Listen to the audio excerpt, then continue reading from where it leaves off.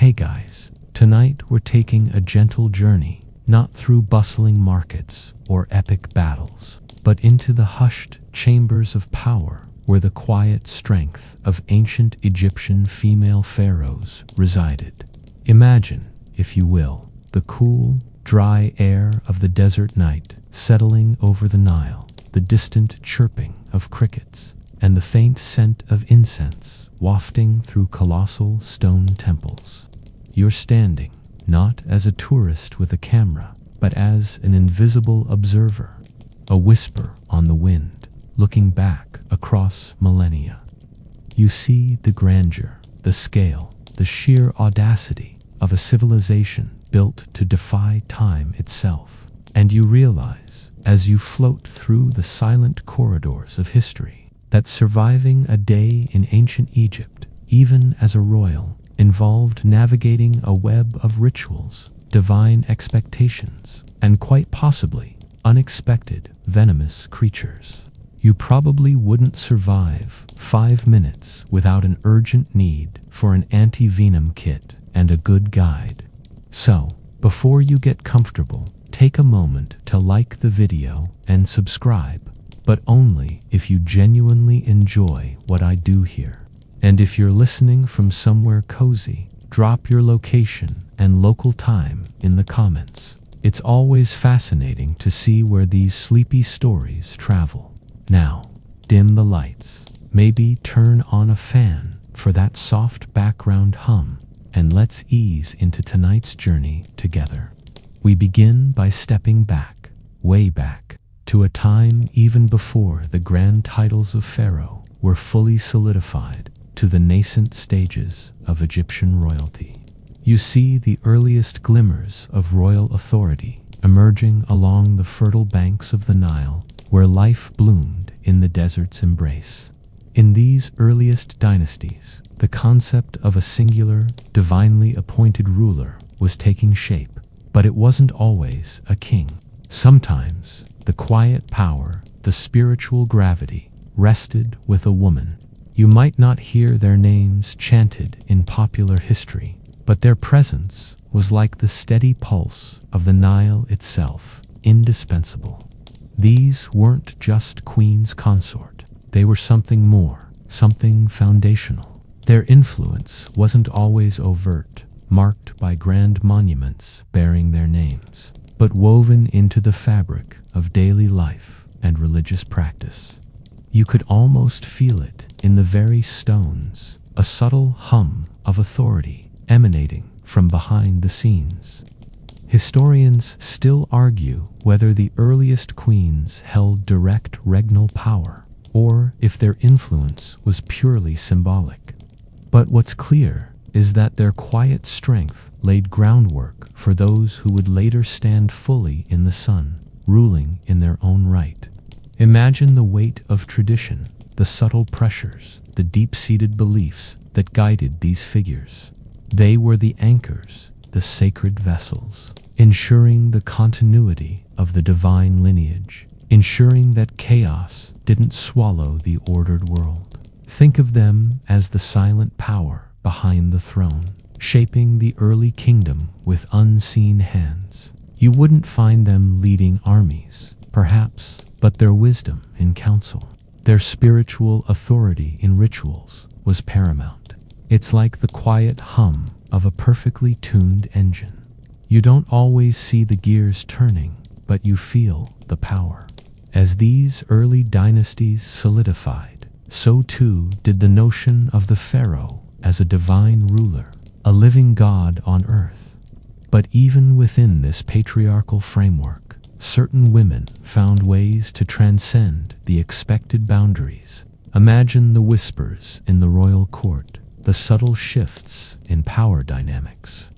As a woman of immense intellect and charisma began to carve out a path previously unimaginable, and then, as the new kingdom dawned, a truly remarkable figure stepped into the harsh Egyptian sunlight, not as a consort, but as a king, defying millennia of tradition. This was Hatshepsut, a name that, for centuries, was almost lost to the sands of time. She didn't just rule, she became pharaoh, adopting the full regalia, the false beard, the kingly titles. It's like deciding you're going to be a plumber, but then you show up wearing a crown and everyone just accepts it. Well, not everyone immediately, but we'll get to that. Her story begins, as many do in royal families, with a complicated lineage. She was the daughter of Thutmose I, a powerful pharaoh, and Queen Amos. When her father died, her half-brother, Thutmose II, ascended the throne, and Hatshepsut married him, as was customary for royal siblings to maintain the purity of the bloodline. You can almost hear the family reunion discussions. So, you're my husband and my brother. Awkward. Thutmose II's reign was relatively short, and he had a young son, Thutmose III, by a lesser wife. This is where Hatshepsut's quiet power began to ripple outwards. Initially, she acted as regent for the young Thutmose III, a common role for royal mothers or aunts. But Hatshepsut was not content to simply guide a child king from the shadows. She possessed an astute political mind and a deep understanding of Egyptian religious ideology. Slowly, carefully, she began to assert more authority, shifting from regent to coroner, and then, astonishingly, to full pharaoh. Think of it as a subtle rebranding campaign, but instead of selling a new soft drink, she was selling herself as the rightful, divinely chosen king of Egypt. This transition wasn't an overnight coup. It was a gradual, meticulously planned ascent, backed by powerful religious figures and loyal officials. She started to use more masculine titles, depict herself with male attributes in art, even the traditional false beard. Imagine the royal sculptors scratching their heads, thinking, so, same dress, but ... more beard. The sheer audacity of her claim was unprecedented. No woman had truly ruled as pharaoh in the full sense before her, not with the full divine authority and titles. Historians still argue whether her assumption of the pharaonic mantle was a cunning usurpation or a necessary act to stabilize the kingdom during a period of potential weakness under a child king. Perhaps it was a bit of both. What is undeniable is her ambition and her ability to navigate the complex spiritual and political landscape of Egypt. She managed to convince the powerful priests of Ammon, the chief deity, to support her claim, which was no small feat. This support was crucial, as divine endorsement was the bedrock of pharaonic rule.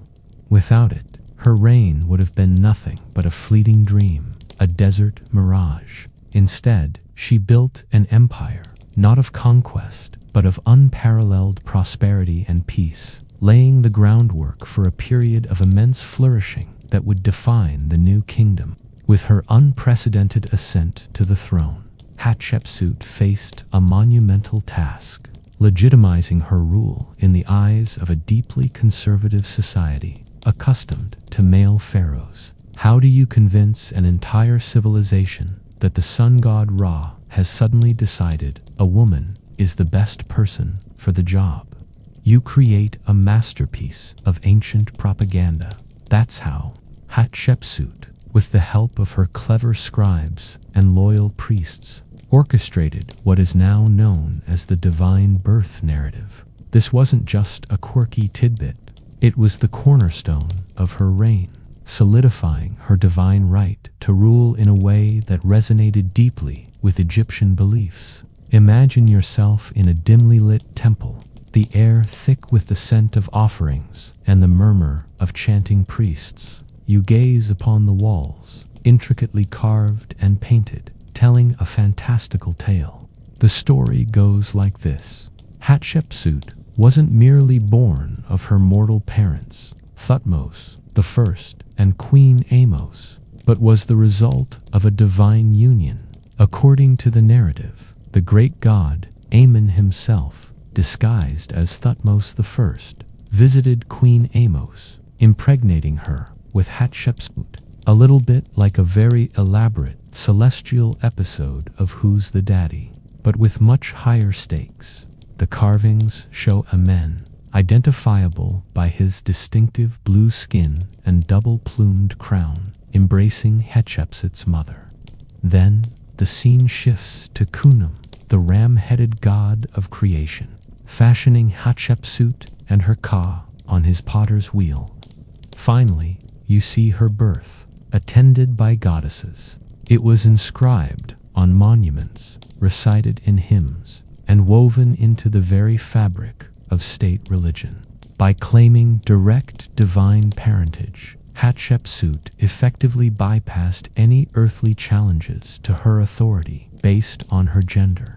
If Amen himself chose her, who were mere mortals to argue, historians still argue whether the divine birth narrative was a genuine spiritual conviction on Hatshepsut's part, or a purely political fabrication to secure her power. Perhaps it was both, a convenient confluence of belief and ambition. Beyond the grand divine narrative, Hatshepsut shrewdly leveraged her existing connections and reputation.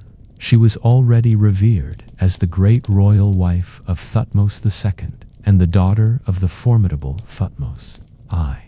She had established herself as a competent regent, capable of governing the kingdom effectively. The divine birth story simply added the ultimate spiritual seal of approval. It was a masterstroke of political theater, a cosmic endorsement that ensured stability during a period when a child pharaoh might have left the kingdom vulnerable. And Hatshepsut, in her quiet, strategic way, made sure she had it in spades, ensuring her reign began not with a bang, but with a divinely whispered promise. Having firmly established her divine right to rule, Hatshepsut didn't just sit on her throne, admiring her new false beard. No, she launched into one of the most ambitious and peaceful building programs in ancient Egyptian history. Imagine the sheer scale of it, a flurry of activity transforming the landscape, colossal statues rising from the desert floor, elegant temples reaching for the heavens. You can almost hear the rhythmic thud of mallets, the low hum of workers chanting as they haul massive stone blocks, the distant chatter of overseers. It was an economic boom, a statement of power, and a dedication to the gods, all rolled into one grand, quiet symphony of construction. Her most famous architectural masterpiece, and perhaps the one that most loudly proclaimed her unique reign, is the mortuary temple at Deir el-Bahari, known today as Djeser Djeseru, meaning Holy of Holies. Picture yourself approaching it, a series of magnificent terraces rising majestically out of the cliffs, perfectly integrated into the natural landscape. It's not just a building. It's a testament to harmony between human ingenuity and nature's grandeur. You ascend ramps, moving from one level to the next, each adorned with colonnades and vibrant reliefs that tell the story of her life, her divine birth, and her glorious reign. It's like a very, very long picture book carved in stone, but without any cliffhangers, just serene beauty. Beyond Deir el-Bahari, Hatshepsut initiated numerous other projects. She commissioned 2 massive obelisks for the Temple of Karnak, towering pillars of granite reaching towards the sun, one of which still stands today, silently whispering tales of her power. Imagine the logistics of quarrying, transporting, and erecting such colossal stones, a feat of engineering that still baffles modern minds. You'd probably need a few more strong coffees than ancient Egyptians had available. These projects weren't just for show. They provided employment, stimulated the economy, and solidified her image as a prosperous and pious ruler who brought peace and plenty to the 2 lands. Her reign, unlike many of her male counterparts, was largely characterized by peace rather than conquest. While other pharaohs might have been busy conquering neighboring lands and collecting tribute through military might, Hatshepsut focused on domestic prosperity and religious devotion. It's a bit like choosing to invest in a really good home renovation instead of buying a tank. This emphasis on internal development and trade, rather than aggressive expansion, is one of the hallmarks of her reign. Historians still argue whether her peaceful reign was a conscious choice or simply a reflection of the stable geopolitical situation during her time. Regardless, the evidence of her building program speaks volumes about her priorities. The sheer volume and quality of the construction during her reign underscore her wealth and administrative efficiency. She commanded vast resources, skilled artisans, and a highly organized workforce. Every carved relief, every meticulously painted scene, every polished stone block was a quiet affirmation of her legitimacy and her commitment to the gods. It was a golden age, built piece by painstaking piece, a testament to the quiet power of a female pharaoh who chose to build, not just to conquer. While Hatshepsut's building program might have been about solidifying her internal power and pleasing the gods, her foreign policy had a different, equally impressive focus: trade. Imagine the shimmering heat of the desert, the distant scent of exotic spices, and the rhythmic creak of sailing ships heading off into the unknown. You're standing on the docks of ancient Egypt, watching as a grand expedition prepares to set sail for a mysterious and legendary land. This wasn't a military conquest. It was a peaceful venture, a testament to Hatshepsut's vision for a prosperous Egypt. She organized and dispatched a monumental trading mission to the land of Punt, a place so mythical to the Egyptians that some modern historians still argue about its exact location. Was it somewhere in modern-day Eritrea, Somalia, or even further south? The debate is as enduring as the Nile itself. The journey to Punt was no casual weekend cruise. It was an arduous, dangerous voyage across the Red Sea, a perilous undertaking for even the most seasoned sailors of the ancient world. You can almost feel the gentle roll of the boat underfoot, the salt spray on your face, and the vast, open expanse of the sea stretching out before you. The reliefs at Hatshepsut's mortuary temple at Deir el-Bahari vividly depict this expedition, serving as a kind of ancient travelogue. You see the ships laden with goods to trade, their sails billowing in the wind. You see the landscape of Punt, with its distinctive domed houses built on stilts and its unique flora and fauna. It's like a National Geographic documentary from 3,500 years ago, but carved in stone. What did the Egyptians seek from Punt? Gold, myrrh, resin, frankincense trees which Hatshepsut famously tried to transplant back to Egypt. Perhaps dreaming of a royal botanical garden, ebony, ivory, fragrant woods, exotic animals like monkeys and giraffes, and even strangely shaped boomerangs. Imagine returning home with a giraffe. Your neighbors would certainly be impressed, though explaining the feeding schedule might be a bit of a challenge. This wasn't just about luxury goods. These items were crucial for religious rituals, funerary practices, and maintaining the opulent lifestyle of the elite. Myrrh, for instance, was used extensively in mummification and as incense in temple ceremonies. The expedition was a resounding success, bringing back an unprecedented bounty of exotic goods. The reliefs show the returning ships overflowing with treasures, and the Puntites themselves, depicted with their unique hairstyles and attire. bringing offerings to Hatshepsut. Hatshepsut's image as a pharaoh who brought prosperity and divine favor to her land. It showcased her ability to project Egyptian power and influence peacefully through diplomacy and commerce, rather than solely through military might. Historians still argue about the precise route the expedition took and the political implications of its success. Was it a daring exploration or merely a re-establishment of a long-dormant trade route? Either way, it was a testament to Hatshepsut's strategic thinking. It demonstrated that true power wasn't always about wielding a sword, but sometimes, quietly, about sailing a ship full of exotic goods across a vast blue ocean, bringing home the fragrant whispers of distant lands. Despite Hatshepsut's remarkable achievements and her carefully constructed image as a legitimate pharaoh, the silent presence of her co-regent, Thutmose III, loomed in the background. Imagine a silent, watchful shadow growing steadily larger as the years pass.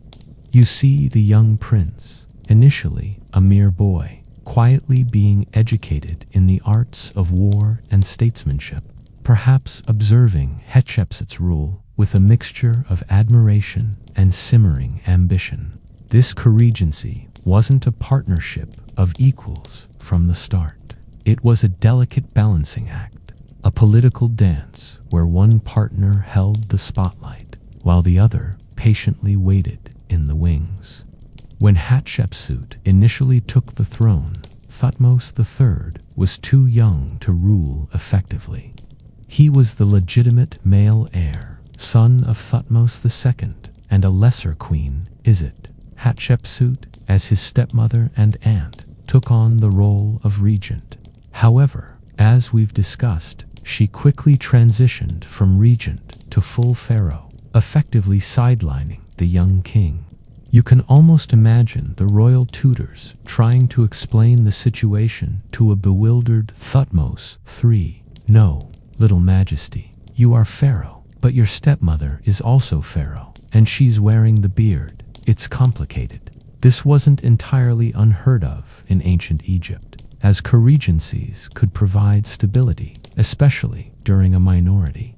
But Hatshepsut's co-regency was unique in that she assumed the senior role and fully adopted the pharaonic titles and iconography, effectively ruling as the dominant partner.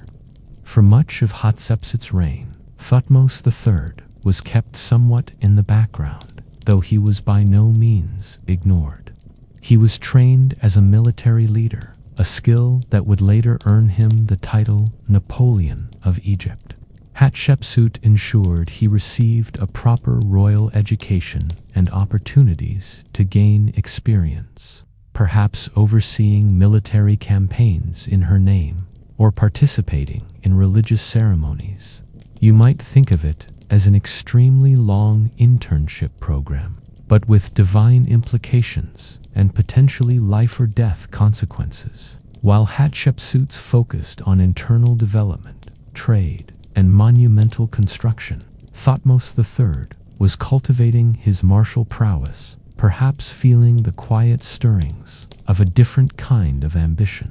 The relationship between Hatshepsut and Thutmose III remains one of the more debated topics among Egyptologists. Historians still argue whether their co-regency was a harmonious power-sharing arrangement or a tense struggle for dominance. Some scholars suggest that Thutmose III resented Hatshepsut's usurpation of his rightful place, leading to the eventual erasure of her memory after her death. Others argue that Hatshepsut carefully groomed him for kingship, and that his later actions were more about reasserting traditional norms after a period of unprecedented female rule, rather than personal malice.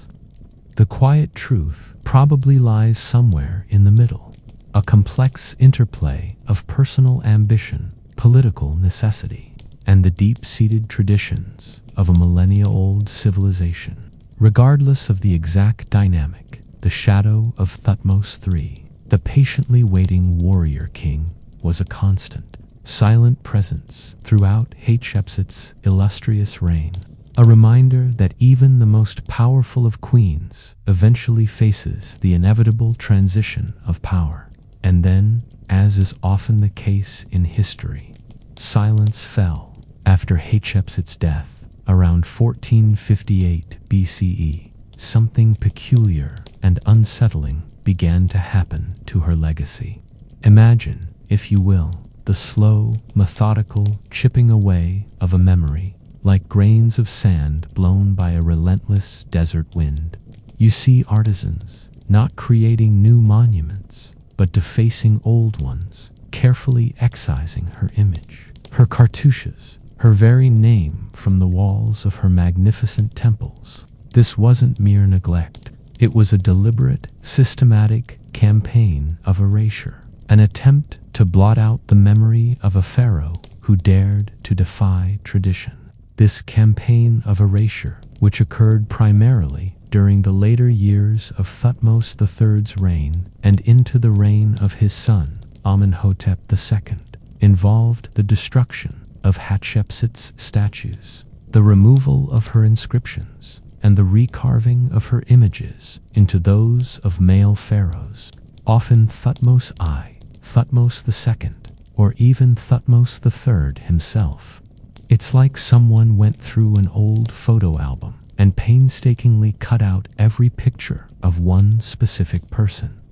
You might think, well, that's a bit extreme, isn't it? And indeed it was. This wasn't just about discrediting her. It was about ensuring that future generations would simply not know she existed as a ruling pharaoh.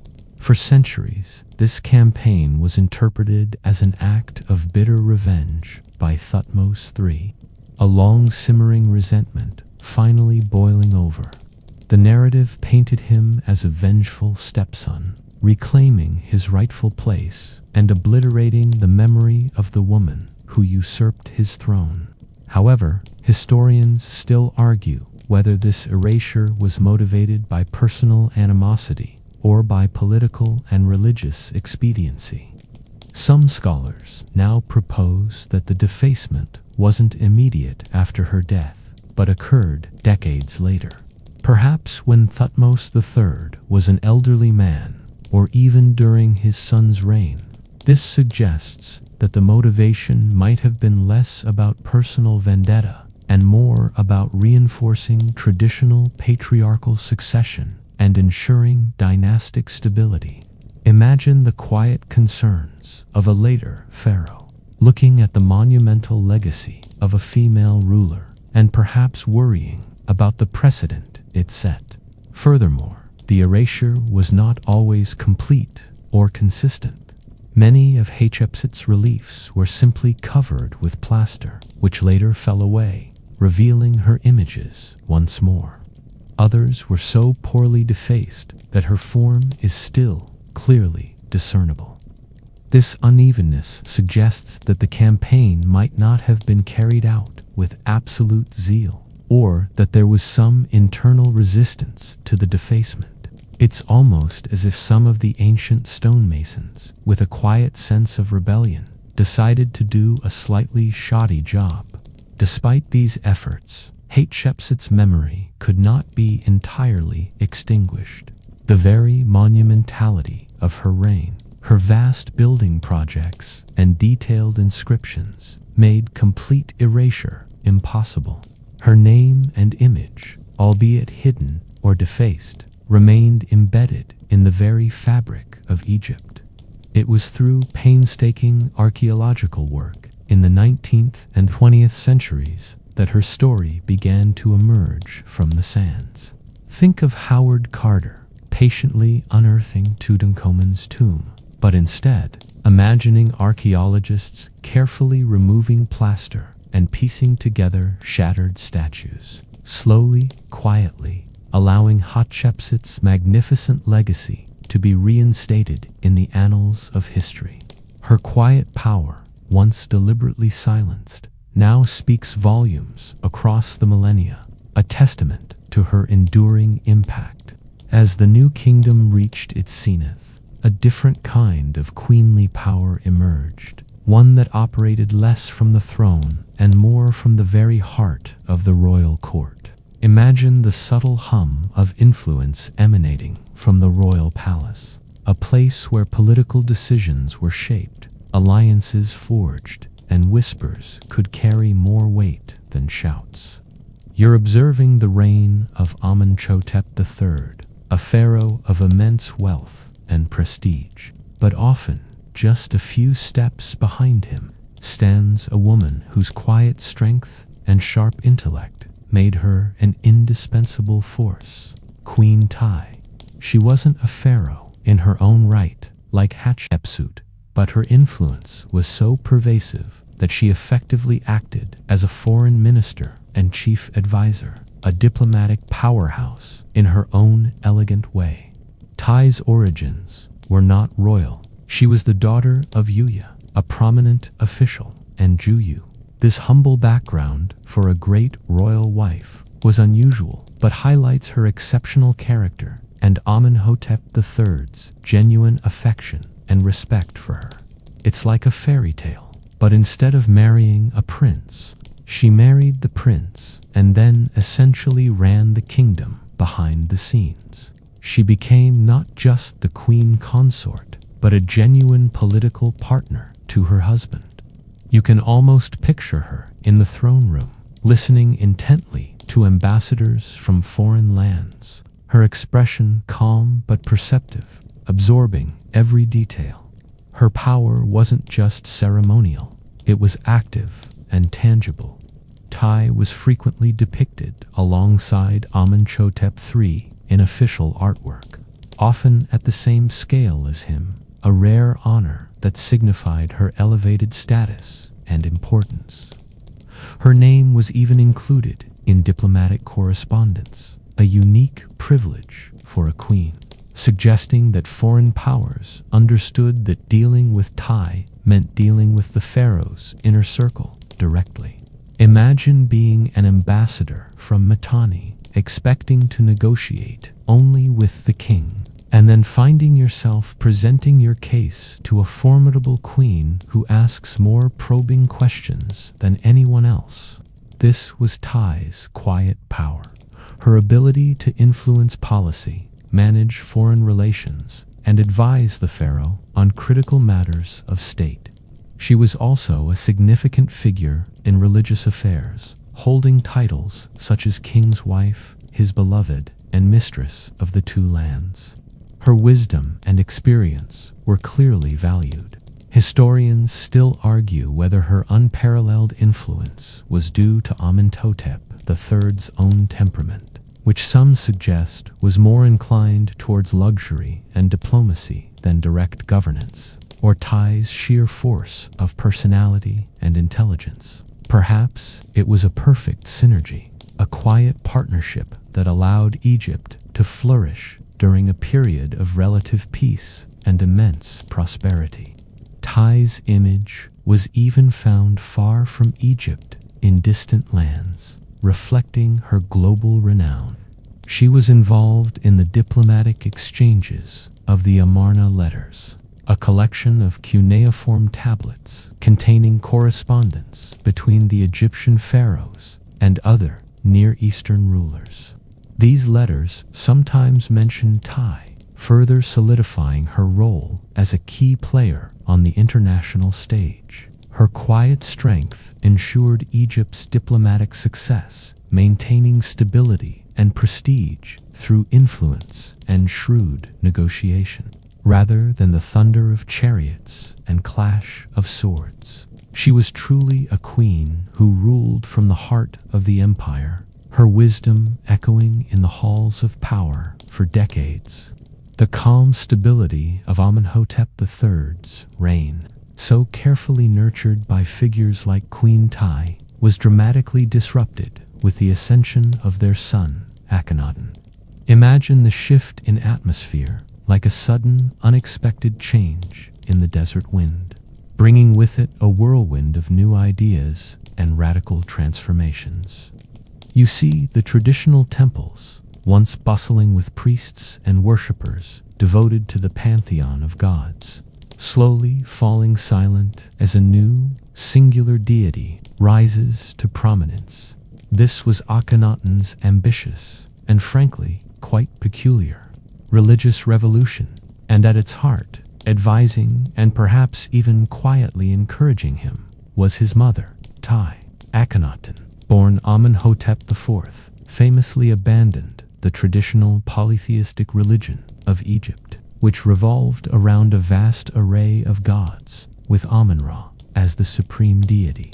Instead, he promoted the worship of a single god, the Aton, represented by the sun disk. This wasn't just a slight theological tweak. It was a complete upheaval of millennial traditions, a direct challenge to the powerful priesthoods, particularly those of Amun in Thebes. It's like deciding one morning that everyone should only eat breakfast for every meal, forever. Quite the shock to the system, especially for those who made a living from selling lunch. During this tumultuous period, Queen Tai continued to play a significant role.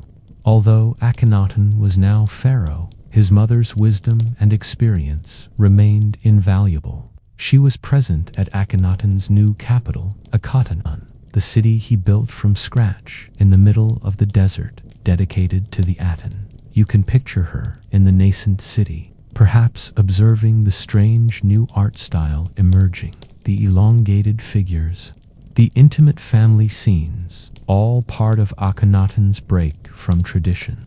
Her continued presence at Amarna, long after her husband's death, suggests a level of influence and respect that few royal mothers ever attained. Her counsel during this revolutionary time must have been crucial.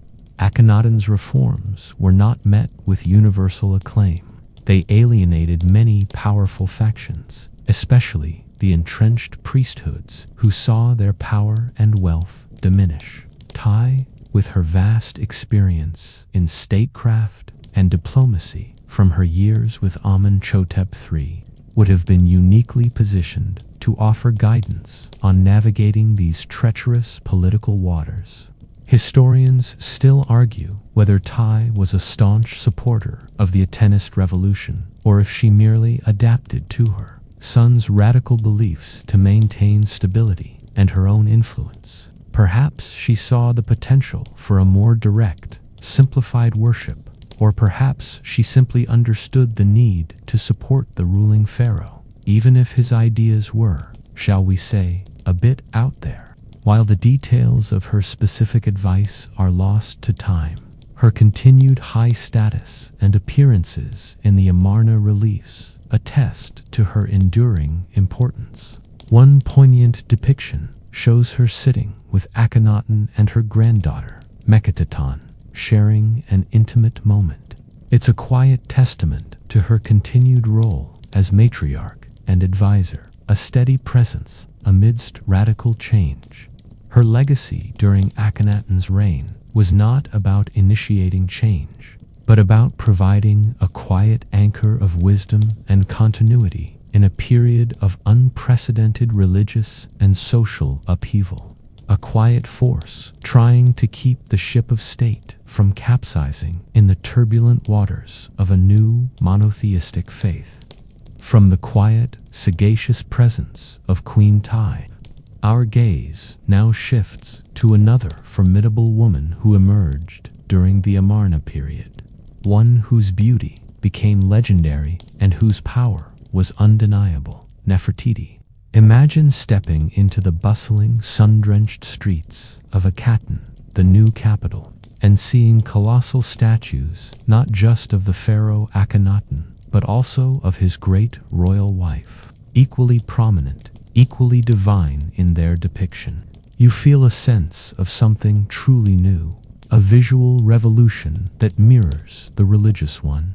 Nefertiti was not just a beautiful face. She was an icon, a partner in power, and a figure whose influence remains one of the most compelling aspects of the Amarna age.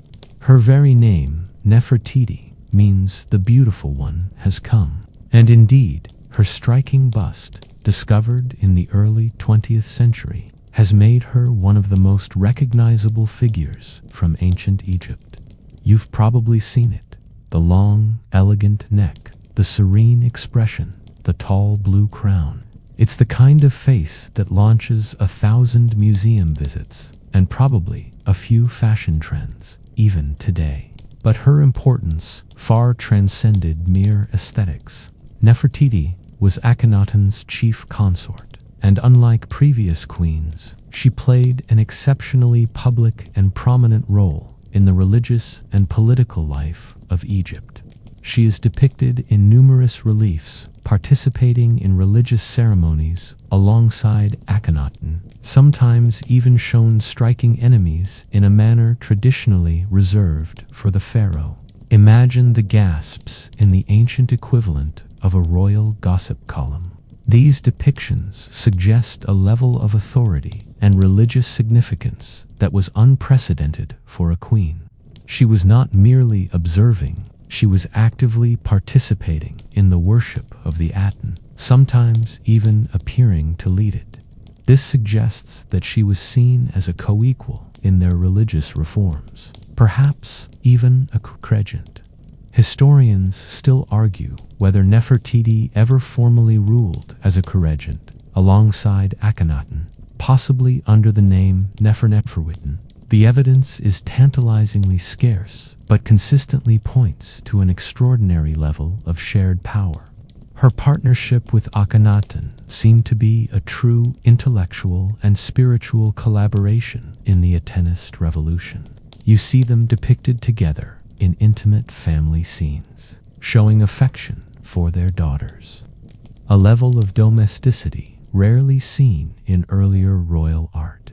This shift in artistic style, known as the Amarna art, focused on naturalism and movement, a departure from the rigid, idealized forms of traditional Egyptian art.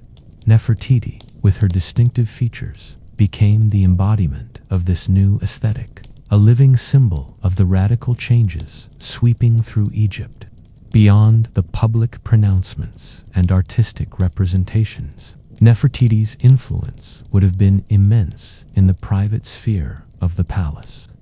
As the mother of 6 daughters with Akhenaten, she was at the heart of the royal family, a central figure in the court and in the upbringing of the next generation. Her quiet authority, her unwavering presence at Akhenaten's side, and her active participation in the religious changes mark her as one of the most powerful and enigmatic women in Egyptian history. She was a queen who wasn't afraid to step out of the shadows and stand shoulder to shoulder with her pharaoh, forever leaving her beautiful mark on the sands of time. The Amarna period, the era dominated by Akhenaten and Nefertiti, was not just a time of religious upheaval. It was also a fascinating explosion of artistic innovation. Imagine a world where art, which had been rigidly conventional for millennia, suddenly bursts forth with a strange new vitality, embracing curves and intimacy instead of stiff formality. You see artists, perhaps for the first time, depicting the royal family not as untouchable gods, but as relatable individuals, even showing them engaging in mundane activities like kissing their children. This was the Amarna artistic revolution, and Nefertiti, with her distinct and striking image, was at its very heart. Prior to Amarna, Egyptian art followed strict, almost unchanging conventions. Pharaohs were depicted in idealized, muscular forms, always in specific poses, with little variation. Queens were beautiful, yes, but often indistinguishable, serving primarily as graceful complements to the king. But with Akhenaten's break from tradition came a radical departure in art as well, and its often exaggerated features: elongated skulls, narrow shoulders, wider hips, and prominent bellies especially in depictions of Akhenaten himself. The bust, with its slender neck, elegant features, and vibrant colors, is a masterpiece of ancient sculpture. It captures a sense of realism and individuality that was almost unheard of in earlier Egyptian portraiture. She was not merely a subject, she was a muse, an embodiment of the new artistic ideal. The Amarna art style also introduced a remarkable intimacy into royal portraiture. You often see Akhenaten and Nefertiti depicted in tender moments with their daughters, sharing kisses, holding hands, or simply enjoying the sunlight of the Aten. These scenes are a stark contrast to the formal, stiff depictions of previous royal families. It suggests a more relaxed, perhaps even loving, family dynamic within the palace walls. Historians still argue whether this new art style was a deliberate artistic choice to reflect the new religious doctrines of the Aten, which emphasized light and life, or if it was simply a manifestation of Akhenaten's personal artistic preferences. Perhaps it was a clever fusion of both, a visual language for a new spiritual order. Nefertiti's ubiquity in Amarna art, often appearing alongside Akhenaten in scenes of worship and public life, further reinforces her exceptional power and role in the Aten cult. She was not just a royal wife, she was a co-priestess, a spiritual partner, and a visual representation of the Aten's benevolence. The very stones and painted walls of Akhenaten whisper tales of her presence, a silent testament to a queen who was not just beautiful, but instrumental in shaping a revolutionary period of Egyptian history, leaving behind an artistic legacy that continues to captivate and mystify. Just as suddenly as she appeared in the spotlight of Amarna, Nefertiti vanished from the historical record. Imagine the unsettling silence that follows a vibrant song, leaving only echoes.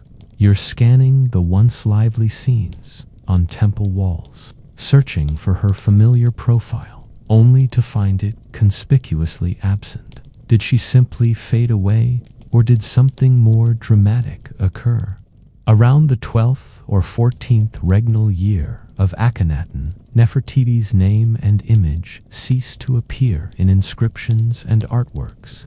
It's as if she walked out of history's frame, leaving only speculation behind.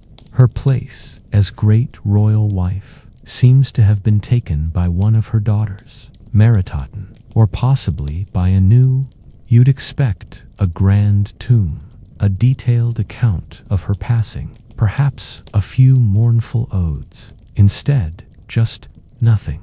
It's like a famous celebrity simply ceasing all public appearances without a single press release. Several theories attempt to explain Nefertiti's mysterious end. One popular theory suggests she died, perhaps from an illness or an accident, and was buried without proper fanfare, or her tomb has simply yet to be discovered. However, the lack of any funerary inscription or known burial site for such a significant queen makes this a less satisfying answer for many. You'd think someone would have left a note, even a sticky one, saying Nefertiti's tomb, probably over there. Another intriguing theory, one that historians still argue about, proposes that Nefertiti did not die, but instead assumed the identity of a co-regent alongside Akhenaten, possibly taking on a male persona and a new royal name, Smenkhkare or Neferneferuiten. Some scholars believe that the mummy, known as Younger Lady, found in Tutankhamun's tomb, might actually be Nefertiti, based on DNA evidence suggesting she was Tutankhamun's mother. If she did rule as a co-regent, it would explain her disappearance as Nefertiti, as she would have transitioned to a new royal identity. Imagine the quiet power of a woman ruling openly as king, perhaps even after her husband's death. though this particular theory faces significant scholarly debate. A more dramatic, though less supported, theory suggests that Nefertiti fell from favor, perhaps due to a political or religious disagreement with Akhenaten, and was banished or imprisoned. However, there's no archaeological evidence to support such a drastic fall from grace. The most likely scenario, supported by increasing archaeological findings, leans towards her either dying or becoming a corregent under a different name. Her legacy, however, continues to shine brightly, shrouded in the quiet enigma of her final days, forever tempting us to unravel the secrets of her vanishing act. Not with the long, stable reign of Hatshepsut, nor the artistic flourish of Nefertiti, but with a short, tumultuous period of rule. Imagine the lingering chaos of a shattered system, the scramble for power as an empire tries to right itself, whose reign, though brief, marked a poignant end to an era of powerful queens. Tuzret's story begins as the great royal wife of Pharaoh Seti II. She was not initially destined for the throne in her own right. However, the period following the death of Seti II was marked by instability and a succession crisis. It's a bit like being handed the keys to a very old, very complex car that's sputtering on fumes, and being told, just make sure it doesn't crash. But Tuzret, like Hatshepsut before her, eventually transitioned from regent to full pharaoh, ruling in her own name. She adopted full pharaonic titles and iconography, including the royal cartouches and the ceremonial beard. She commissioned her own tomb in the Valley of the Kings, a grand statement of her pharaonic legitimacy, though it was later usurped by another ruler. This act alone speaks volumes about her self-perception and ambition, marked by infighting and a general decline in central authority. Tuzret's rule coincided with a particularly turbulent stretch. Historians still argue about the exact length of her reign, with estimates ranging from a few years to perhaps a little over a decade. Regardless, it was a period of flux, and her ultimate fate is as murky as many other aspects of this era. She may have died naturally, or she may have been overthrown by a rival, Setnacht, who went on to found the 20th dynasty. Her name and images, like Hatshepsut's, were later subjected to some erasure and usurpation, though perhaps not as systematically. This suggests that while her claim to the throne was recognized for a time, it ultimately bucked against the prevailing norms once a stronger male ruler emerged. Her quiet, yet firm assertion of pharaonic power, even in a time of decline, briefly held the reins of a fading empire, leaving the last echoes of the new kingdom behind. Our journey through the quiet power of Egyptian queens now shifts dramatically in time and cultural context, landing us firmly in the Hellenistic period. Imagine the bustling port of Alexandria, a vibrant melting pot of cultures, where Greek philosophy mingles with ancient Egyptian traditions, and the air hums with the whispers of international trade and political intrigue. You see a figure emerge, not from the ancient line of native Egyptian pharaohs, but from a Macedonian Greek dynasty, yet one who would become the most legendary queen of all, Cleopatra VII.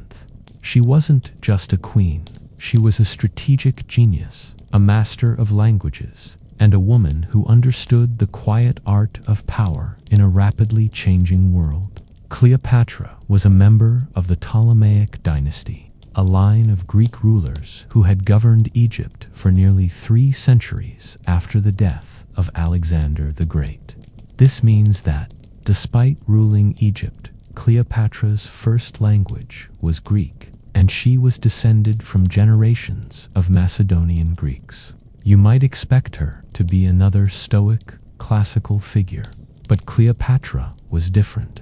She was the first of her dynasty to truly embrace Egyptian culture, learn the Egyptian language, and actively participate in its religious traditions. It's like a foreign monarch moving to a new country and deciding to really get into the local cuisine and learn all the obscure regional dialects. This willingness to connect with her subjects on their own terms was a key part of her quiet strength and popularity among the native Egyptians. Her early life was, shall we say, less than peaceful. The Ptolemaic dynasty was notorious for its internal strife, with siblings frequently vying for power through assassination and political maneuvering. She ascended to the throne alongside her younger brothers, Ptolemy XIII and later Ptolemy XIV, both of whom she ultimately outmaneuvered to secure sole rule. You can almost hear the family arguments, except instead of bickering over who gets the last slice of pizza, they were debating who gets to control an entire empire, often with daggers. Depended entirely on her ability to forge powerful alliances with Rome's most influential figures. This wasn't about divine birth or grand construction projects. It was about acute political acumen, charm, and strategic alliances. She understood that Egypt's immense wealth in grain was a prize Rome coveted, and she used this as leverage. She mastered the art of projection, blending the ancient mystique of the pharaohs with Hellenistic intellectualism and shrewd political maneuvering. Historians still argue whether Cleopatra genuinely believed in her role as an Egyptian divine ruler, or if she merely adopted the persona as a pragmatic political tool. Regardless, her efforts to align herself with Egyptian deities, she was their queen, a living embodiment of Egypt's enduring spirit. Her quiet power lay in her adaptability, her intelligence, and her uncanny ability to charm and influence the most powerful men of her time, ensuring that Egypt, for a fleeting moment, remained a glorious, independent kingdom, with Rome's shadow looming large over the eastern Mediterranean. Cleopatra understood that sheer military might was not enough to preserve Egypt's independence. Instead, she leaned into her formidable intellect and charm, becoming a master of political maneuvering. Imagine the hushed conversations in Alexandria's lavish palace, the subtle negotiations, the calculated risks taken in the opulent dining halls. You see her not on a battlefield, but in a chamber, deploying her wit and strategic thinking as her most potent weapons. This was Cleopatra's quiet genius, her ability to play the Roman power brokers against each other, always with the preservation of Egypt at the forefront of her mind. Her most famous political gambit began with Julius Caesar. When Caesar arrived in Egypt pursuing his rival Pompey, Cleopatra was embroiled in a civil war with her younger brother and co-ruler Ptolemy XIII. Facing expulsion from her own palace, she famously had herself smuggled to Caesar, allegedly rolled up in a carpet. Imagine the Roman guards casually unrolling a rug, only to find a determined queen popping out. It's one of those historical moments that sounds too outlandish to be true, yet perfectly captures her audacious spirit. This audacious act gained her immediate access to Caesar and allowed her to plead her case directly, bypassing her brother's influence. Her relationship with Caesar was not merely romantic, it was a deeply strategic alliance. Caesar, recognizing Egypt's immense wealth and strategic importance as a breadbasket for Rome, saw a valuable partner in Cleopatra. She, in turn, saw Caesar as the key to solidifying her rule and protecting Egypt from outright Roman annexation. Their liaison resulted in the birth of their son, whose very existence was a powerful symbol of their alliance and a potential dynastic link between Rome and Egypt. You can almost hear the Roman senators clutching their togas in exasperation at the news. After Caesar's assassination, the political landscape shifted dramatically once more. Cleopatra, ever the pragmatist, knew she needed a new Roman ally. She navigated the treacherous waters of the Second Triumvirate, carefully observing the rising stars of Roman politics. This led to her legendary alliance with Mark Antony, a powerful Roman general and one of Caesar's successors. Their relationship, too, was a blend of personal affection and deep political calculation. She provided him with the financial resources and Egyptian grain he needed for his eastern campaigns, and he, in turn, offered her protection and support for her territorial ambitions. Her political acumen was sharp, her understanding of Roman politics astute. She knew how to present herself, how to charm, and how to negotiate, always keeping her goals clear. Historians still argue whether Cleopatra was a calculating manipulator or a desperate queen fighting for her kingdom's survival. Perhaps she was a masterful blend of both, a woman who understood the high stakes of her era and played the game with quiet intensity, always striving to ensure that the sun would continue to rise over an independent Egypt, at least for a little while longer. Beyond her political genius and strategic alliances, Cleopatra possessed another quiet yet incredibly powerful weapon: her mastery of language. Imagine the shock and surprise on the faces of foreign dignitaries as the Queen of Egypt addresses them, not through a translator, but in their native tongue. You see a Roman ambassador, prepared for the usual diplomatic formalities, suddenly disarmed by her fluency in Latin, perhaps even in his regional dialect. This wasn't a mere parlor trick. It was a profound diplomatic advantage, a testament to her sharp intellect and her understanding that true connection begins with communication.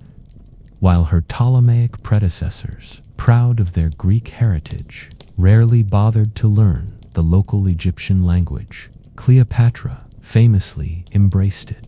She was the first of her dynasty to become fluent in ancient Egyptian, a remarkable feat that instantly endeared her to her native subjects and solidified her image as a true pharaoh, not just a foreign ruler. You can imagine the quiet murmurs of approval among the Egyptian populace when they heard their queen speak their sacred tongue, something generations of her ancestors had refused to do. It was a subtle, yet incredibly effective, act of cultural diplomacy. But her linguistic prowess didn't stop there.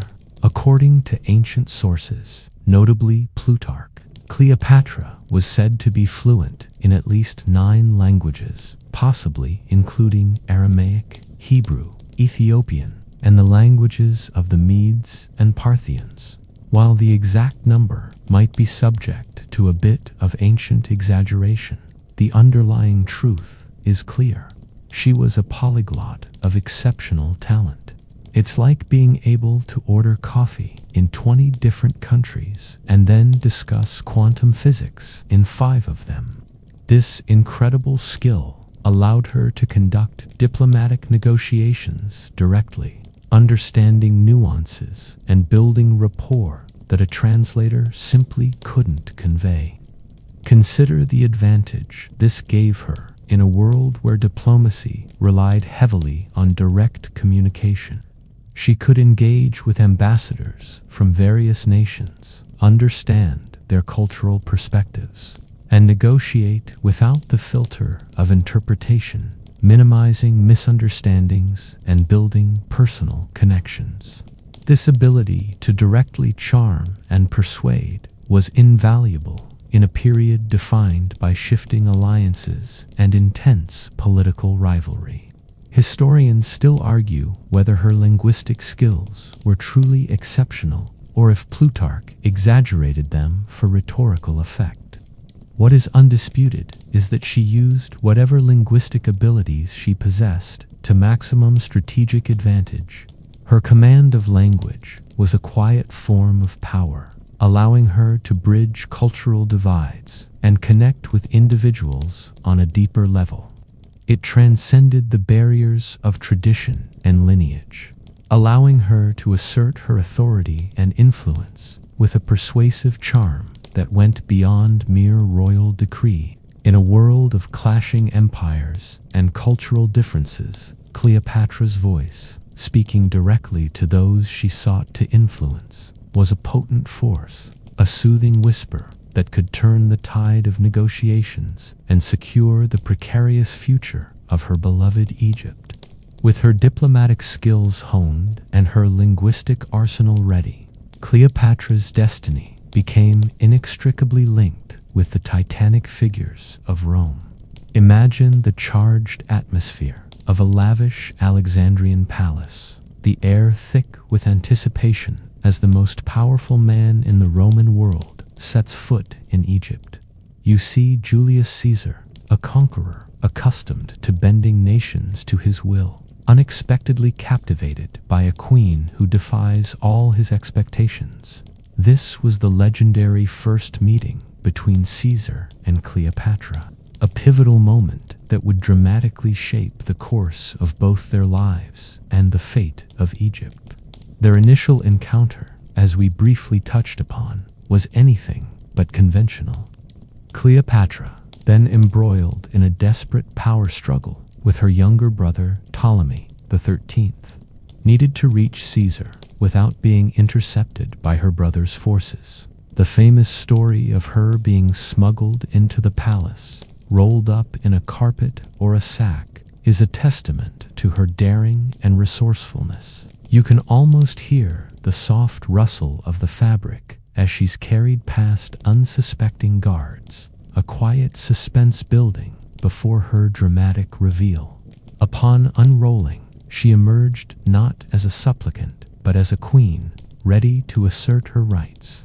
Caesar, known for his conquests and military prowess, was apparently charmed by her intelligence, her wit, and her ability to speak eloquently. It's a bit like a seasoned general expecting a standard tactical briefing and instead getting a masterclass in charm and statecraft. He became her lover and, more importantly, her political backer. His intervention in the Alexandrian War, ostensibly to settle the Ptolemaic dynastic dispute, resulted in the defeat and death of Ptolemy XIII, securing Cleopatra's position as the sole ruler of Egypt. Their relationship was intensely personal and deeply political. It was not just a romance, it was an alliance that offered mutual benefits. For Caesar, Egypt provided immense wealth, particularly grain, which was crucial for feeding Rome and financing his campaigns. It also gave him control over a vital strategic point in the eastern Mediterranean. For Cleopatra, Caesar was the ultimate protector, safeguarding her throne and, crucially, Egypt's fragile independence from direct Roman annexation. Their union produced a son, Caesarion, whose name explicitly linked him to the great Roman leader. This child represented the potential for a new dynasty, one that could perhaps bridge the gap between Rome and Egypt, a tantalizing prospect for Cleopatra. During Caesar's stay in Egypt, he was reportedly fascinated by Egyptian culture, taken on tours of the Nile, and introduced to the ancient mysteries of the land. Cleopatra, with her command of Egyptian language and traditions, would have been his perfect guide, quietly impressing upon him the grandeur and ancient legitimacy of her kingdom. Historians still argue about the true nature of their relationship. Was it a genuine love affair, a calculated political alliance, or a complex blend of both. Regardless of the personal feelings involved, their bond was a formidable force that, for a precious few years, secured Egypt's sovereignty under the watchful eye of Rome, allowing Cleopatra to rule with a quiet confidence, knowing she had the backing of the most powerful man in the world. The assassination of Julius Caesar plunged Rome into chaos, sending ripples of instability across the entire Roman world and forcing Cleopatra to once again reevaluate her strategic alliances.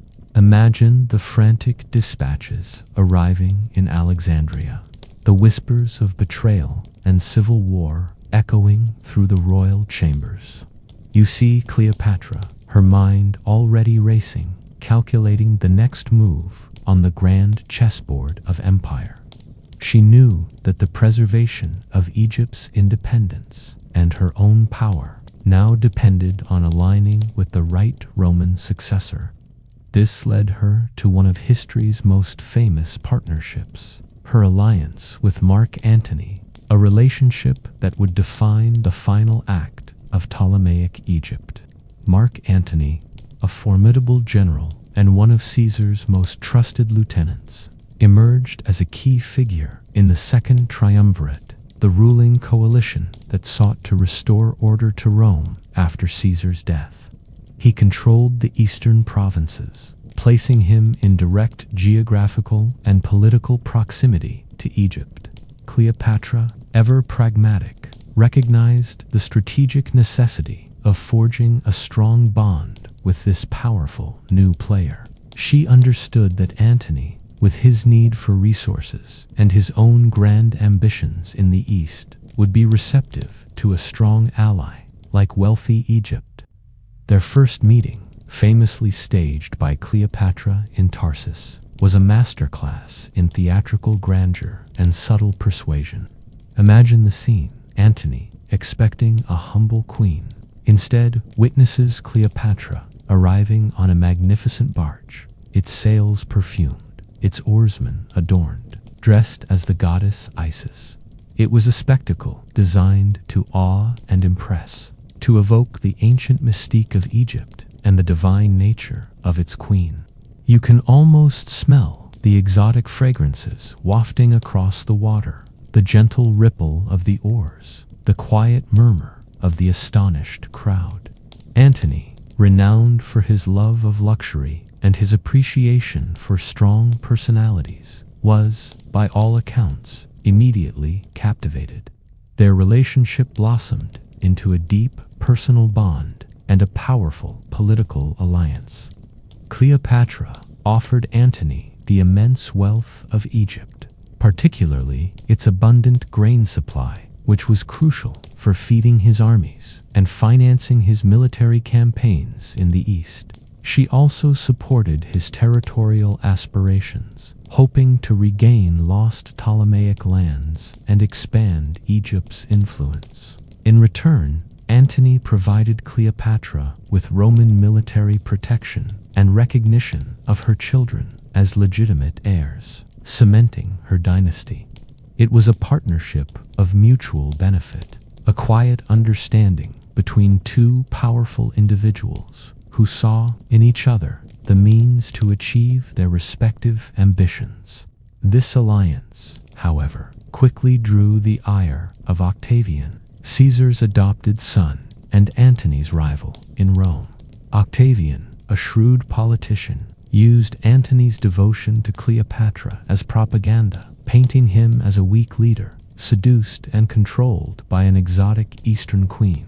Historians still argue whether Antony was truly enslaved by Cleopatra's charms, or if their relationship was a deliberate, calculated political maneuver on both their parts. Regardless, their union became a lightning rod for Roman anxieties about Eastern influence and the perceived erosion of Roman values. Their alliance, a quiet pact forged in mutual ambition and undeniable attraction, would eventually lead them to a final, fateful confrontation that would determine the destiny of both Egypt and the Roman world.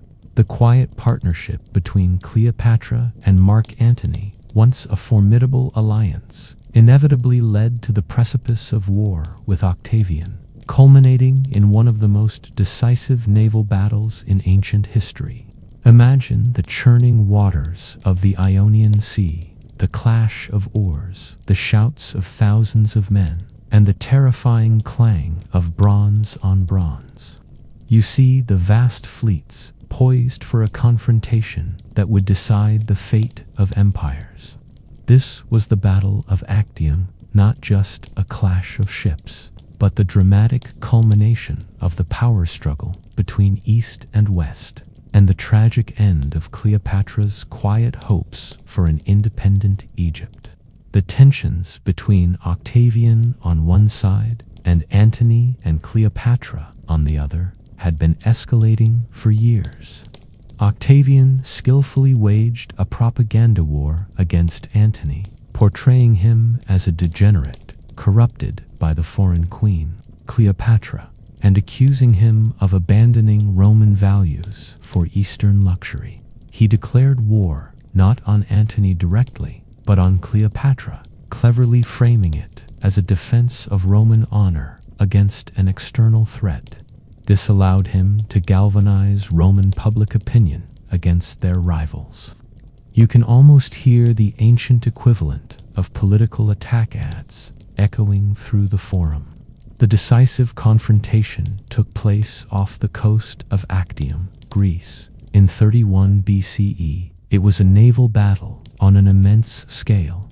Antony and Cleopatra commanded a fleet of Egyptian and Roman ships, many of them large, heavily armed vessels.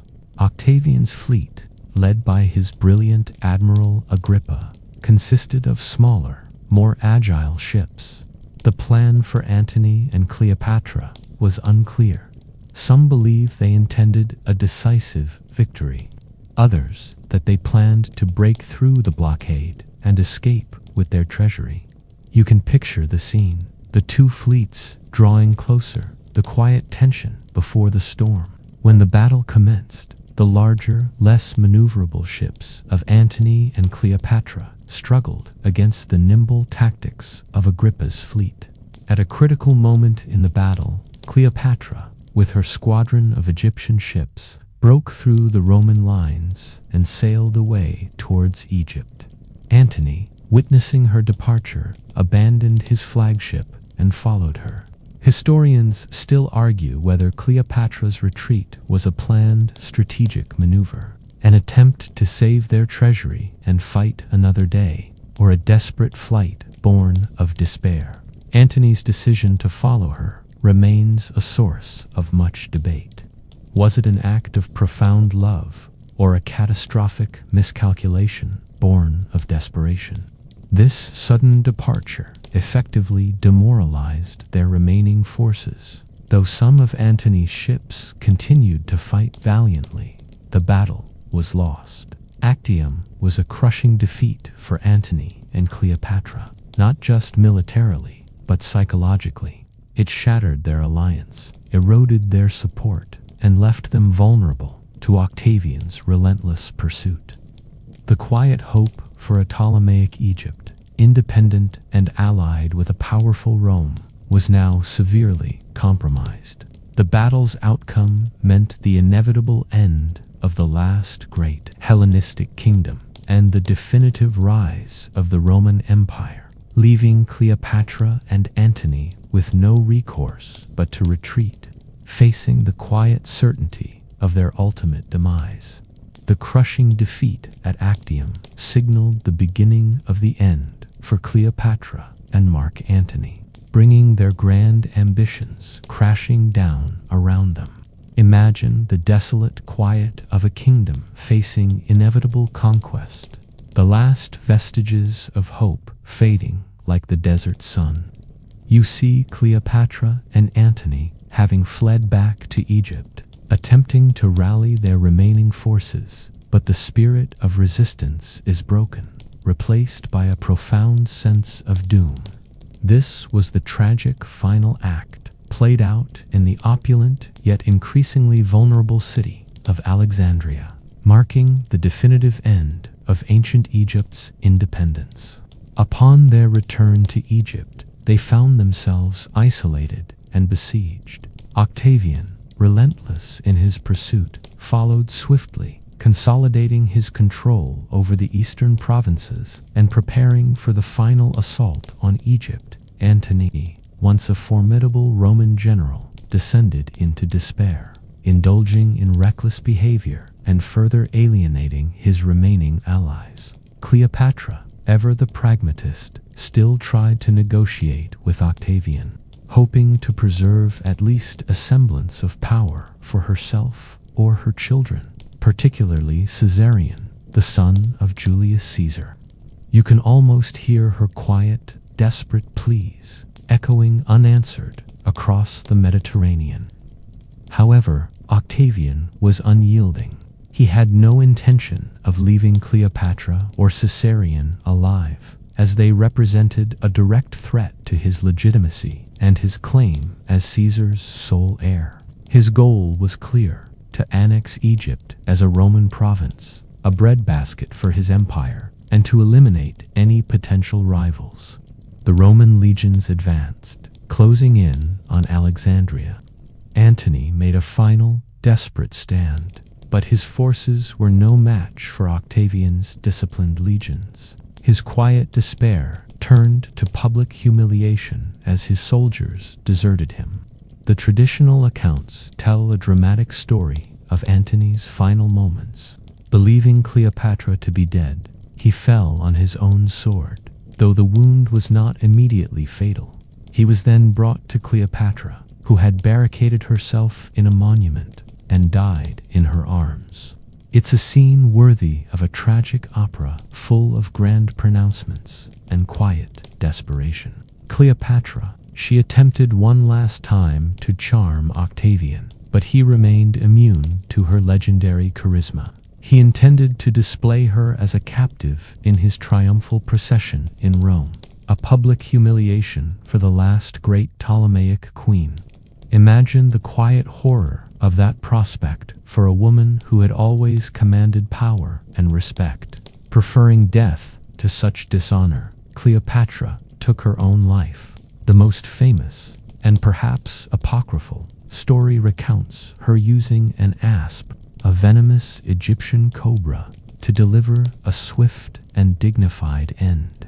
She reportedly chose the asp because its bite was considered a means to divine immortality in Egyptian belief. You can almost feel the serene, albeit grim, resolve in her final moments. Historians still argue about the exact method of her suicide. Was it truly an asp or a potent, fast-acting poison? Regardless of the specifics, her death around August 12, 30 BCE marked the end of the Ptolemaic dynasty and the final curtain call for an independent Egypt. The quiet power of the pharaohs, once stretching back millennia, was extinguished, absorbed into the ever-expanding Roman Empire. Cleopatra's legacy, however, continues to fascinate, a complex tapestry of intelligence, ambition, and tragic defiance against the inexorable tide of Roman might. While the names Hatshepsut and Cleopatra often dominate discussions of powerful Egyptian queens, the vast sweep of Egyptian history reveals other remarkable women who wielded significant influence, often from the earliest days of the unified kingdom. Imagine stepping back beyond the familiar grandeur of the new kingdom, to a time when the very foundations of Egyptian kingship were being laid. You see faint traces in the archaeological record, quiet whispers of queens whose authority, though perhaps less documented, was undeniably potent. One such figure is Merneth, a queen from the First Dynasty, whose very existence challenges our assumptions about early royal power. Merneth lived around 2950 BCE, a period often shrouded in the mists of proto-dynastic history. She was likely the wife of Pharaoh Jet and the mother of Pharaoh Den. What makes Mernith particularly intriguing is the archaeological evidence suggesting she may have ruled Egypt in her own right, or at least acted as a regent with considerable authority, possibly even holding the full titles of a pharaoh. It's like finding a very old, faded photograph that suggests someone entirely unexpected was at the head of the table. Her name appears on royal seals and in king lists, sometimes even preceding that of her son, Den, on certain artifacts. This is a highly unusual placement for a queen and strongly hints at a period of independent rule. Her tomb at Abydos, a royal burial ground, is particularly telling. It is a large, elaborate mastaba tomb, comparable in scale and designed to those of the male pharaohs of her dynasty. The presence of a solar boat in her tomb, a symbolic vessel for the pharaoh's journey with the sun god Ra, further reinforces the idea of her elevated status and potential pharaonic authority. You can almost feel the quiet reverence surrounding her burial, the belief that she, too, would join the gods in the afterlife. Such an elaborate burial was typically reserved for kings. The specific nature of her power, however, remains a subject of scholarly debate. Historians still argue whether Mernith was a true female pharaoh, a regent who wielded absolute power on behalf of her young son, or simply a queen with an exceptionally prominent and influential position within the early court. The evidence is fragmentary, drawn from inscriptions on seal impressions, funerary stelae, and the architecture of her tomb. However, the consistent indications of her exceptional status suggest that even in the nascent stages of the Egyptian state, queens could exert a quiet, undeniable power that bordered on, or even achieved, full kingship. Mernith's story is a powerful reminder that the narrative of female leadership in Egypt didn't begin with the more well-known figures of the New Kingdom. Rather, it has roots in the very earliest epochs of this ancient civilization, a silent testament to the enduring capacity of women to lead, to govern, and to leave their mark on history, even when the details remain shrouded in the quiet dust of millennia. She was a pioneering figure, a queen whose influence, though dimly perceived through the veil of time, laid subtle groundwork for those who would follow. Moving forward through the long sweep of Egyptian history, we encounter another powerful queen who briefly held the reins of power during the Middle Kingdom, demonstrating that female rule, while rare, was a recurring phenomenon. Imagine the stability of a flourishing kingdom suddenly interrupted by a ripple of uncertainty as the male line of succession falters. You see a determined woman stepping forward, not with the dramatic flair of a Hatshepsut or Cleopatra, but with a quiet competence, stabilizing a potentially volatile situation. This was Pharaoh, a pharaoh of the 12th dynasty, whose reign, though short, provided a crucial bridge during a period of transition. Pharaoh lived around 1800 BCE at the very end of the illustrious 12th dynasty, a period celebrated for its strong central government, impressive literature, and monumental architecture. She was the daughter of Amenhotep III, one of the most powerful pharaohs of the Middle Kingdom, and the sister of Amenhotep IV. When her brother died without a male heir, the dynastic line faced a crisis. You can almost feel the quiet tension in the court. Who would ensure the continuity of the divine kingship? It was in this moment of uncertainty that Pharaoh ascended to the throne, becoming the first confirmed female pharaoh of Egypt. Unlike Hatshepsut, who ruled much later and had to overcome more entrenched traditions, Pharaoh's path to power appears to have been relatively smoother, perhaps due to the unique circumstances of her brother's death and the pressing need for a stable ruler. She ruled for approximately 4 years, a brief but significant period. Her quiet authority provided continuity and stability at a critical juncture, preventing the kind of widespread chaos that often accompanied succession crises. Pharaoh adopted the full pharaonic titulary, including the king of Upper and Lower Egypt and son of Ra, even though she was a daughter. Her statues, though few, sometimes depict her blending male pharaonic attributes with feminine characteristics, a subtle visual compromise to reconcile her gender with the traditional role of king. Imagine the royal sculptors carefully balancing the iconography, trying to convey both her power and her unique identity. This blending of gendered iconography is a fascinating quirk, hinting at the quiet negotiations taking place in the visual language of power. Historians still argue whether her adoption of male attributes was a necessity to be accepted as pharaoh, or a symbolic representation of her embodying the dual nature of kingship, regardless of gender.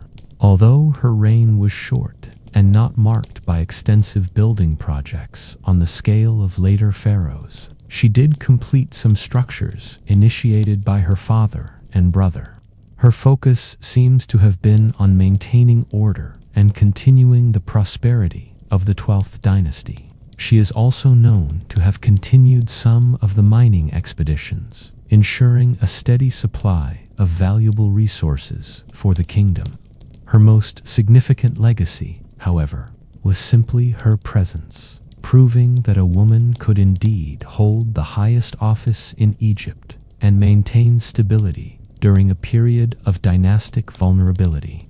Her quiet reign ensured a peaceful, albeit temporary, transition before the Middle Kingdom eventually dissolved into the Second Intermediate Period. Pharaoh stands as a quiet testament to female leadership, a steady hand guiding the ship of state through a calm yet critical passage. As Egypt navigated through its various dynasties, some queens emerged, not as pharaohs in their own right, but as powerful regents and matriarchs. Imagine the quiet strength of a woman holding a kingdom together, not with a crown, but with unwavering resolve, guiding a young heir through treacherous times. You see a queen stepping into a void of power, her authority derived not just from her royal blood, but from her sheer will and strategic brilliance. This was a Hatshepsut, a queen from the early New Kingdom, whose quiet heroism helped expel foreign invaders and lay the groundwork for a glorious era. Amenhotep lived during the tumultuous Second Intermediate Period, a time when Egypt was fragmented and largely under the control of the Hyksos, a foreign ruling dynasty from Western Asia who had established their capital in the Nile Delta. The native Egyptian royal family, based in Thebes, was waging a long and difficult war to expel these invaders and reunite the two lands. It was a period of desperate struggle, where the very survival of Egyptian sovereignty was at stake. You can almost feel the quiet tension in the air, the longing for a return to true Egyptian rule. Amenhotep was the wife of Pharaoh Seqenenre Tao II and the mother of 2 future pharaohs, Kamose and Amos I, the founders of the glorious 18th dynasty. Her husband, Seqenenre Tao, famously died in battle against the Hyksos, his mummy bearing gruesome head wounds, a stark testament to the brutality of the conflict. With her husband's death, her son Kamose continued the fight, but his reign was also relatively short. It was upon Kamose's death, when her younger son, Amos, was still a child, that Ahotep's quiet power truly came to the fore. She effectively became regent for young Amos, guiding the war effort and maintaining stability in Thebes during a critical phase of the liberation struggle. Ancient inscriptions refer to her as a leader who restrained the rebels, gathered the fugitives, and pacified Upper Egypt. This wasn't just passive observation, it was active governance during wartime. She was a crucial figure in leading the resistance, possibly even commanding troops, or at least overseeing military strategy. You can imagine her in the war room, listening intently to reports from the front, her quiet authority commanding respect. The discovery of her tomb at Dra Abu el Naga provided fascinating insights into her status. Her burial included an array of military-style awards, including 3 golden flies, an ancient Egyptian equivalent of a Medal of Valor traditionally bestowed upon soldiers for bravery.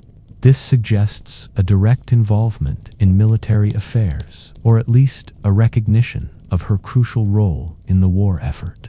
Historians still argue whether Ahotep directly led troops in battle, or if her leadership was primarily political and strategic.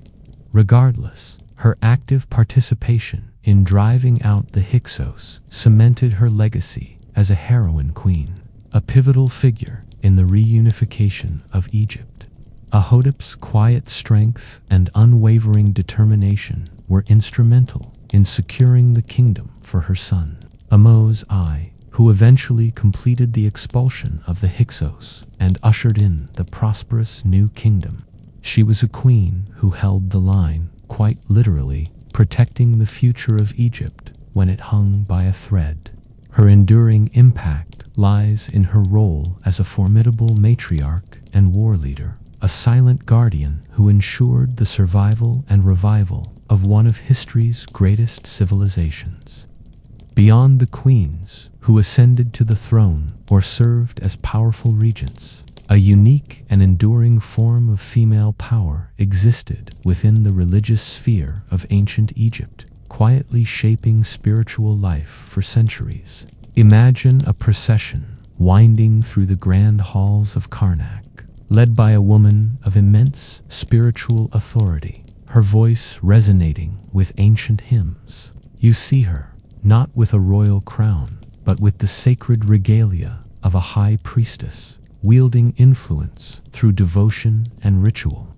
These were the divine adoratresses of Ammon, a title that granted royal women immense wealth and spiritual power, particularly during the Third Intermediate Period and Late Period.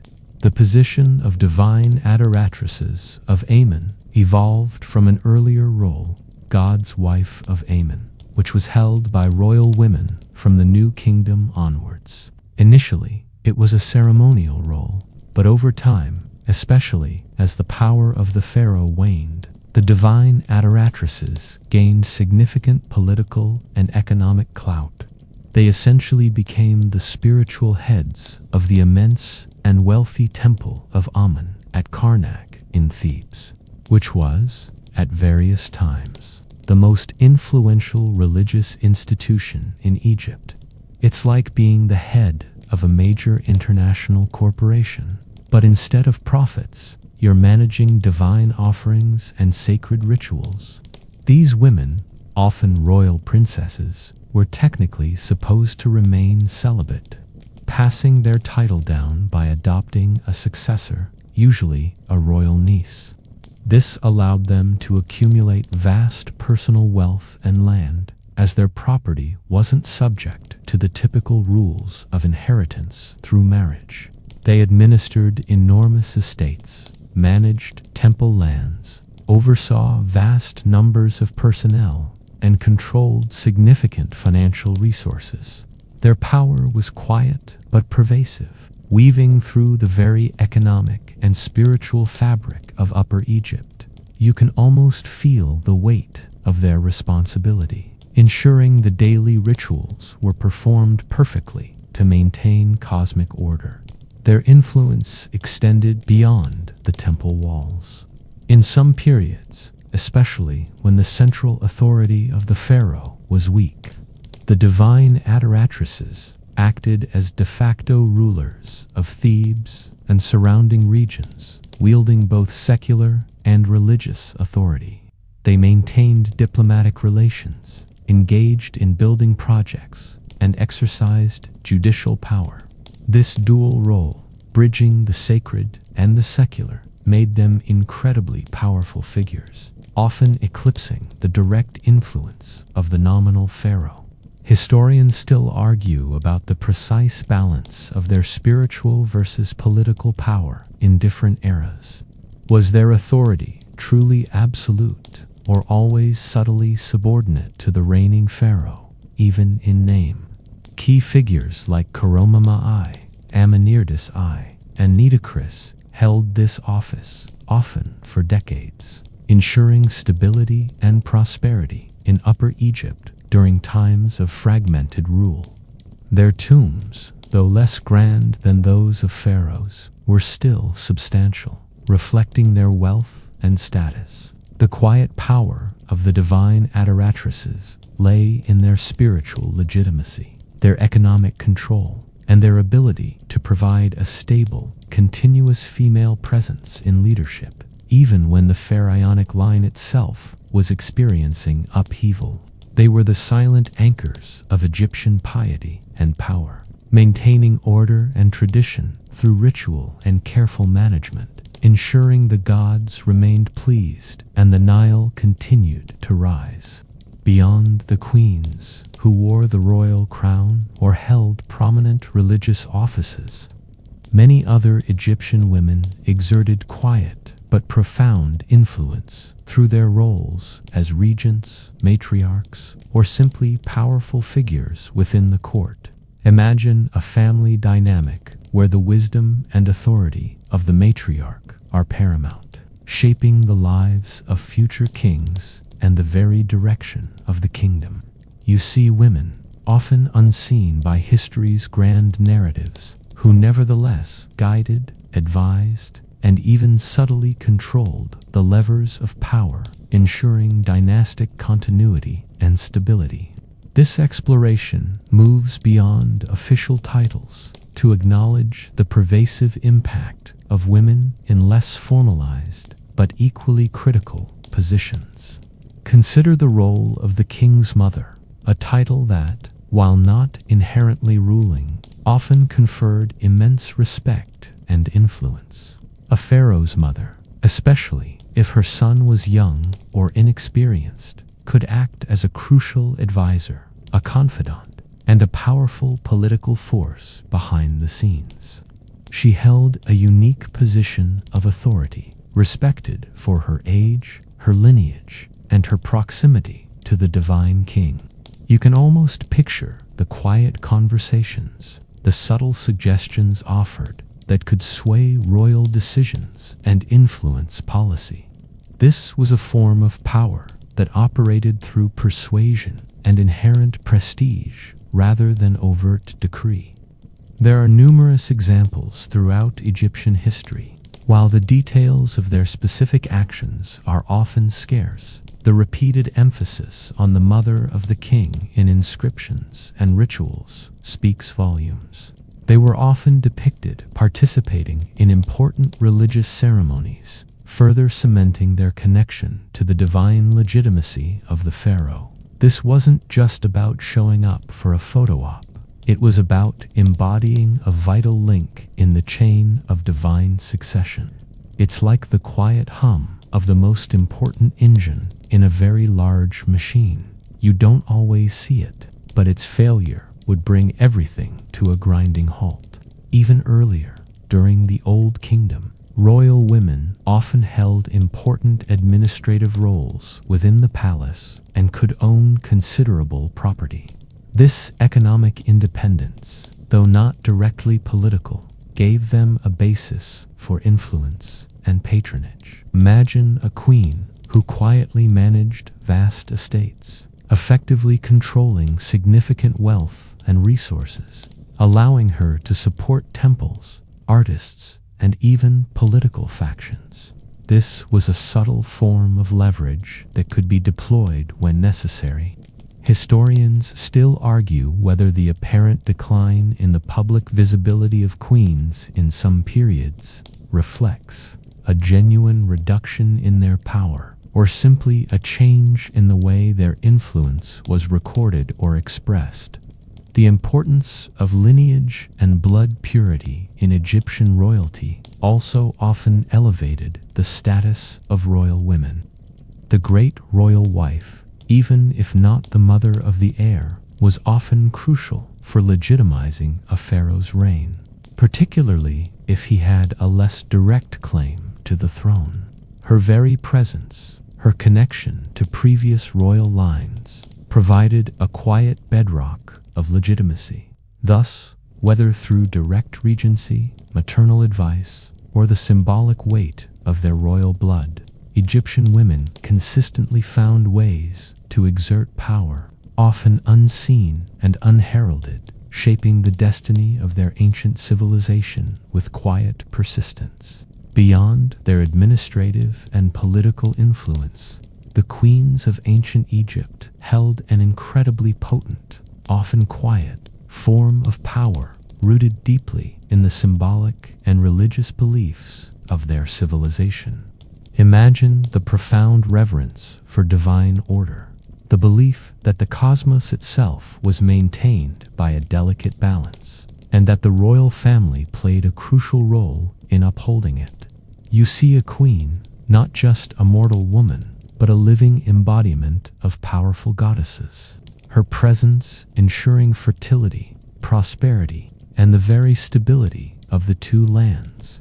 This was the symbolic power of queenship, a spiritual authority that permeated every aspect of Egyptian life. From the earliest dynasties, queens were associated with the goddess Hathor, the divine mother, goddess of joy, love, motherhood, and music. Later, they became increasingly linked with Isis, the quintessential mother goddess, patroness of magic, healing, and resurrection. By embodying these powerful female deities, the queen became a vital conduit between the human and divine realms. You can almost feel the sacred energy emanating from her, a quiet force that the gods were pleased and the world was in order. This divine connection gave them a moral and spiritual authority that often transcended their direct political roles. The queen's role in royal rituals was also immensely significant. She often participated alongside the pharaoh in temple ceremonies, making offerings to the gods, a testament to her co-equal status in maintaining the cosmic order and justice. Her presence in these rituals was not merely decorative, it was essential. Without the queen, the balance of the divine partnership was incomplete. It's like a perfectly choreographed dance, where each partner is indispensable to the overall harmony. This quiet participation in sacred rites solidified her image as a divine partner, essential for the well-being of the kingdom. Furthermore, the concept of the king's mother was not just about lineage, but also about divine legitimacy. The queen who bore the future pharaoh was seen as the mother of a living god. This gave her unparalleled status and quiet prestige. Even if she died before her son ascended the throne, her memory would be revered, as she was the vessel through which divinity entered the earthly realm. This elevated her beyond mortal women, conferring a unique and enduring spiritual power.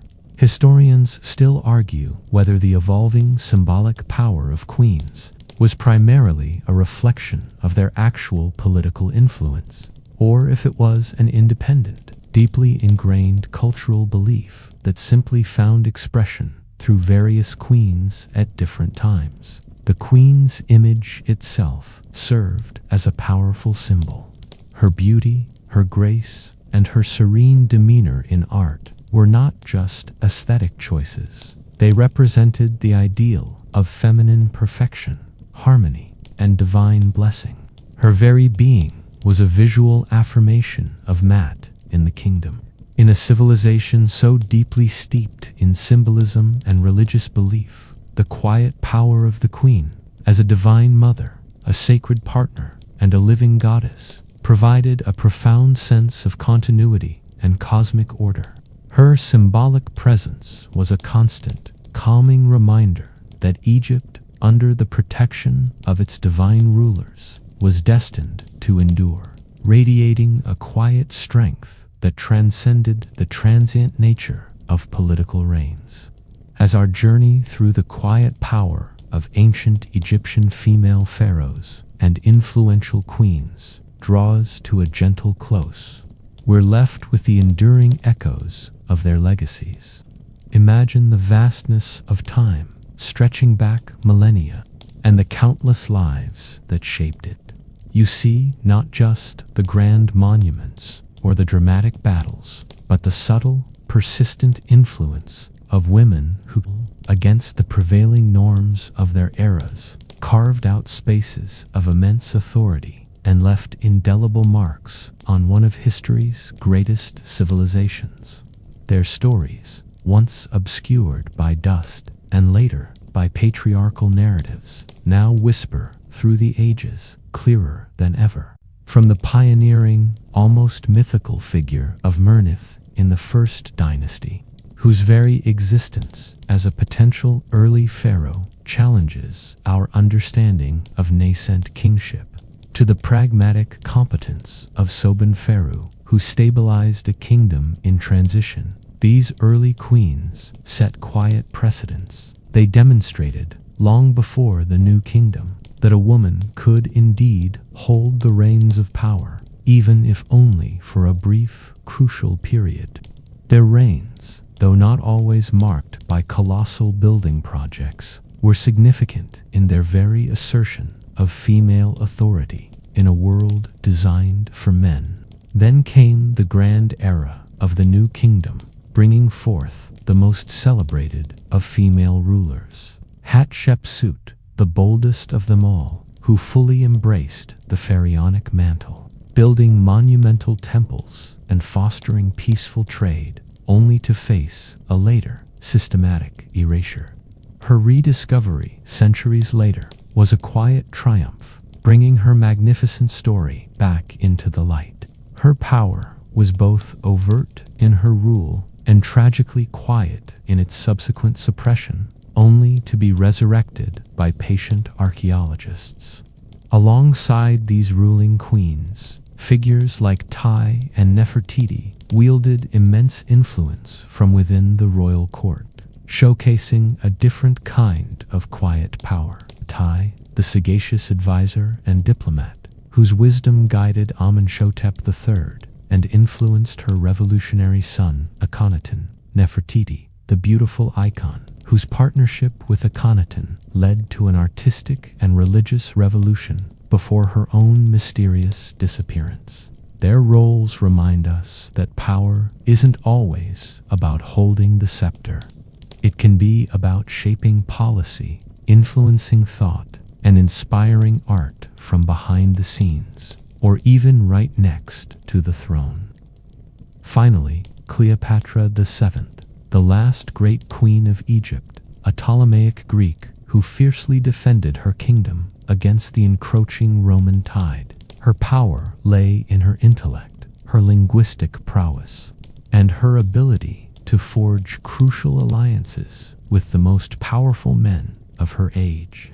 Her story, though ending in tragedy, is a testament to her quiet defiance and unwavering determination to preserve her legacy and her land's independence. She was a bridge between worlds, a queen who understood that the old ways might need new strategies to survive.